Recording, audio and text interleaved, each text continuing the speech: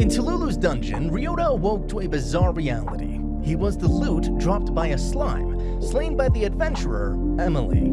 This world operated on a distinct principle. Everything from powerful artifacts to everyday necessities was derived from monster loot. The value of these items depended on the hunter's gathering skill level. Remarkably, Ryôta's gatherer skills, despite being a lowly level 1, all held the coveted S rank. His first encounter with the slime proved this when it showered him with an abundance of bean sprouts, signifying that every item he obtained would possess an S level value. With the wealth from selling these bean sprouts, Ryôta secured an apartment and offered Emily, who had been homeless, a place to stay as a gesture of gratitude. The Adventurers Guild's secretary, Erza, no, not the one from Fairy Tail, informed Ryôta about Nihonium Dungeon, notorious for yielding items of no value.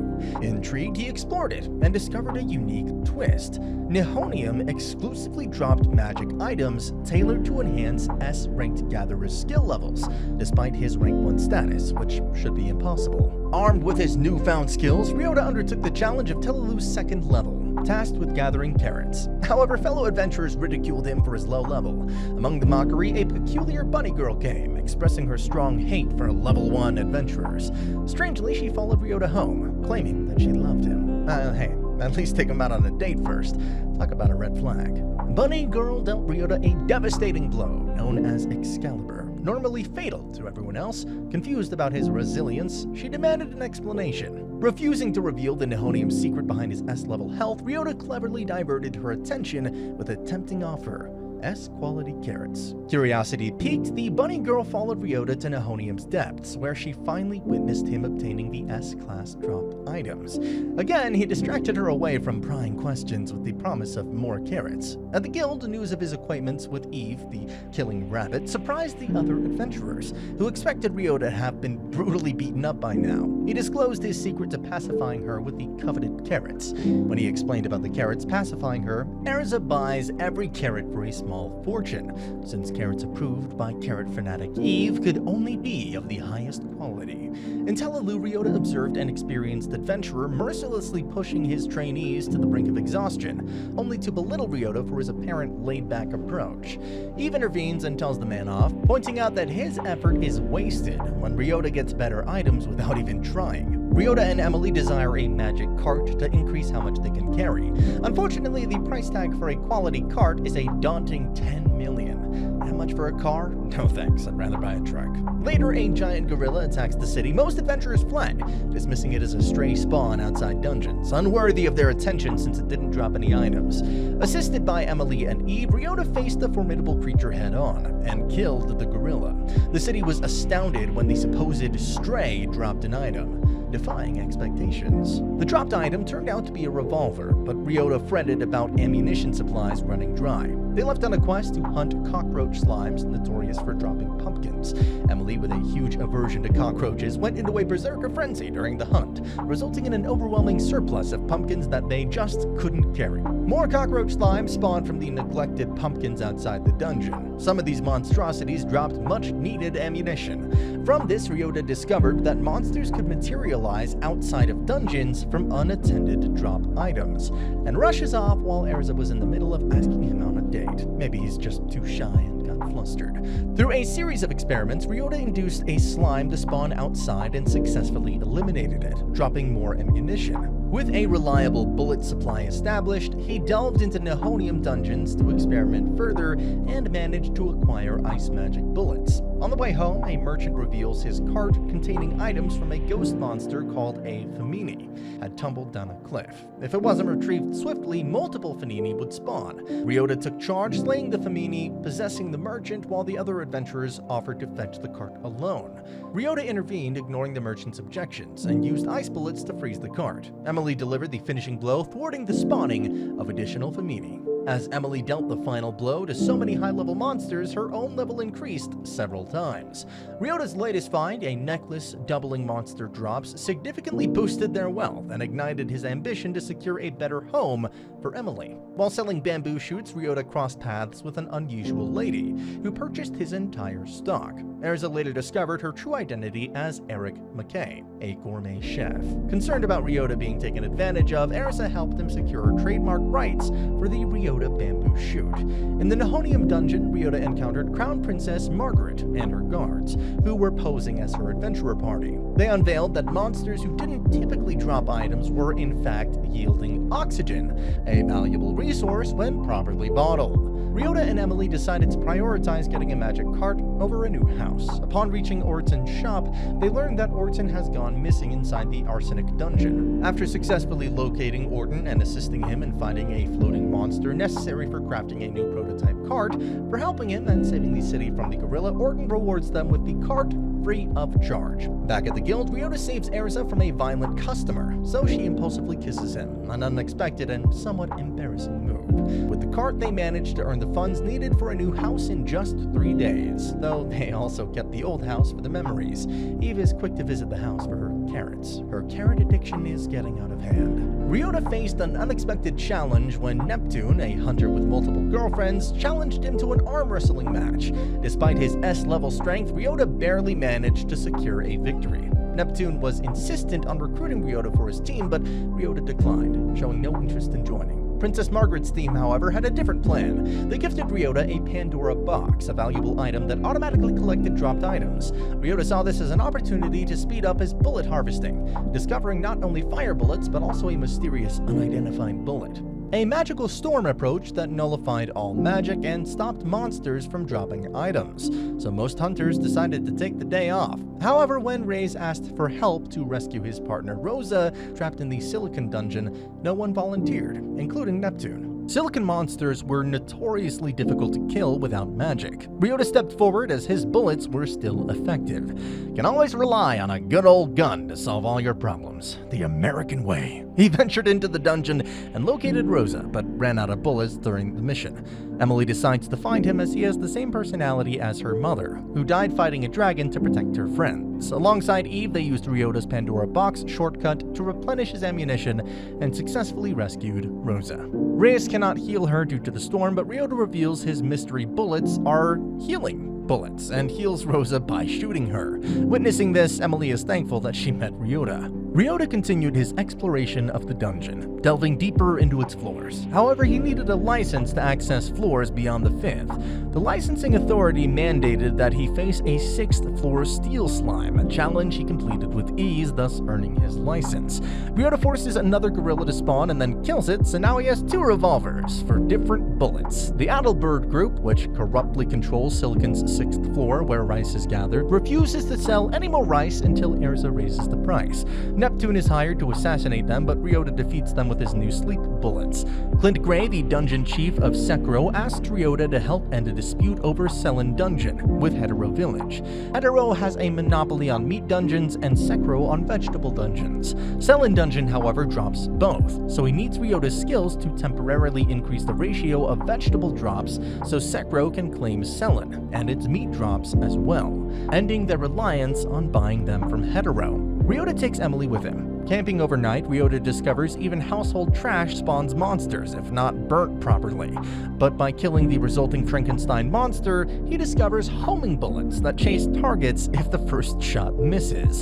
So what's next? Is it gonna get literal mini missiles? Arriving at Selen, they find the sheer amount of trash generated by so many hunters is becoming dangerous. Ryôta noticed a fire mage responsible for incinerating the waste, but realized that she was severely overworked, leading to her collapse from exhaustion. Celeste, trying to continue working despite her exhaustion, found herself put to sleep by Ryôta's intervention. This allowed the trash to spawn monsters, giving him an opportunity to gather more homing bullets.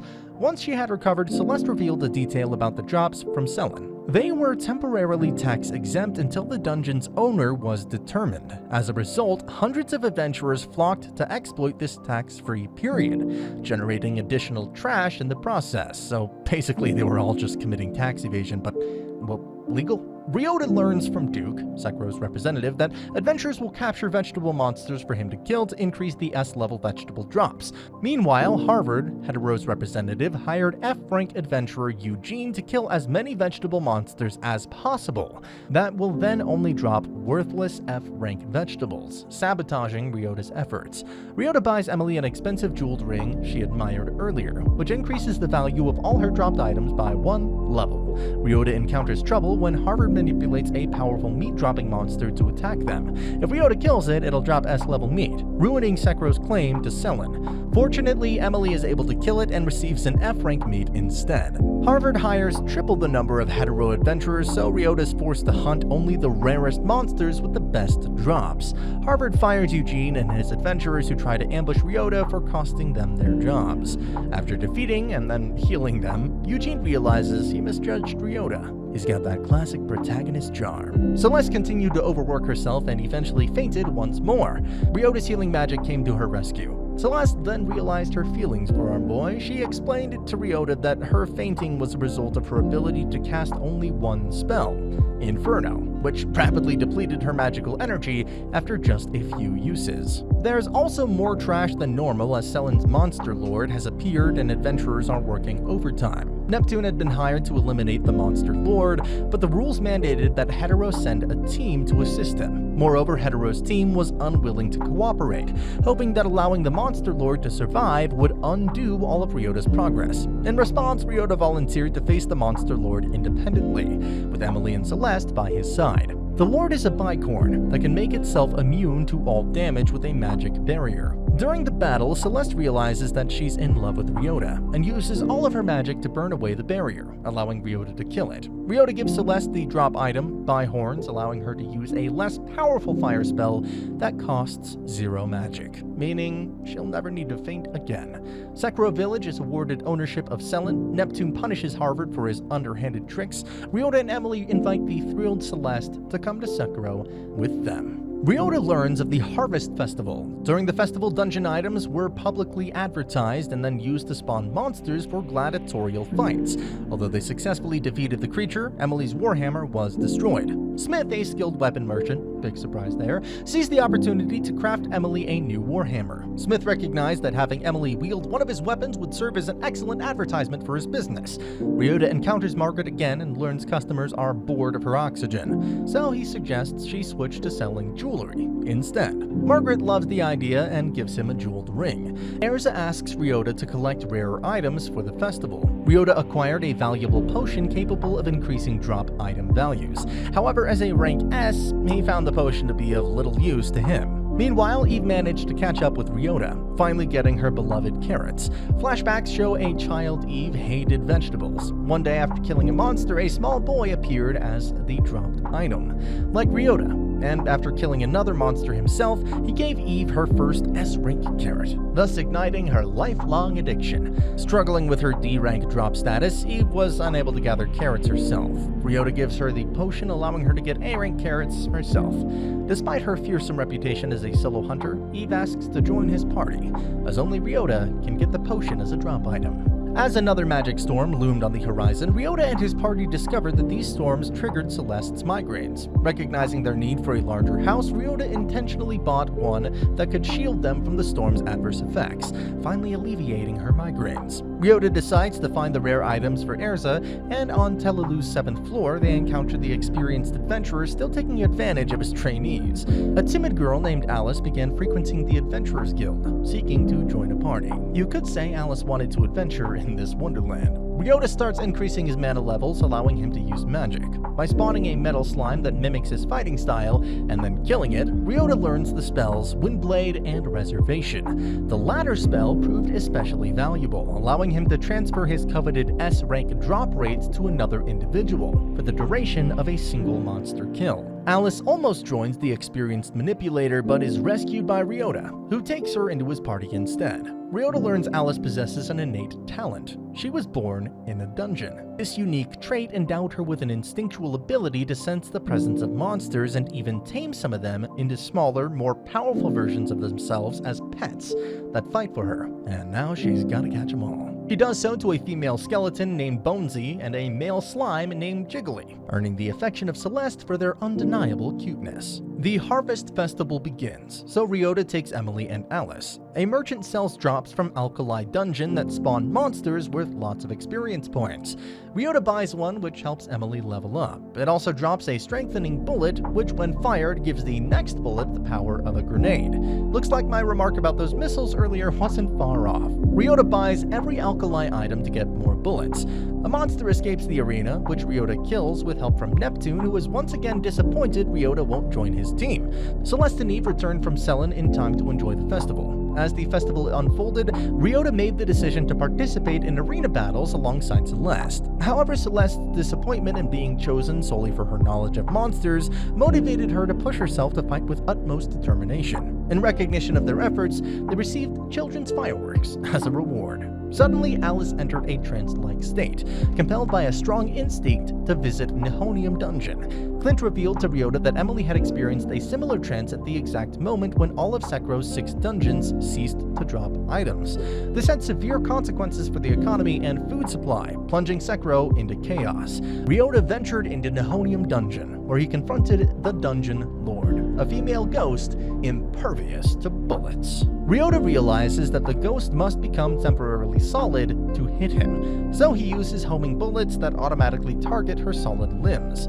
Although the battle left him exhausted, he emerged victorious. Emily swiftly located and healed him using a healing bullet, revealing the dungeons were dropping items again. Ryôta discovered that the ghost had left behind a magic ring capable of converting experience points into valuable crystals, which could be distributed to others. With these crystals, Ryôta assisted Princess Margaret, Emily, Alice, and Celeste in reaching their maximum levels. Both Emily and Celeste acquired licenses to explore dungeons below the 5th floor. At Ryôta's suggestion, they split up to cover 5 dungeons at once, and began earning a staggering 2 million coins every day. With this, they buy a magic cart, with each a feature that teleports items to their home, increasing how long they can explore since the carts can never be filled.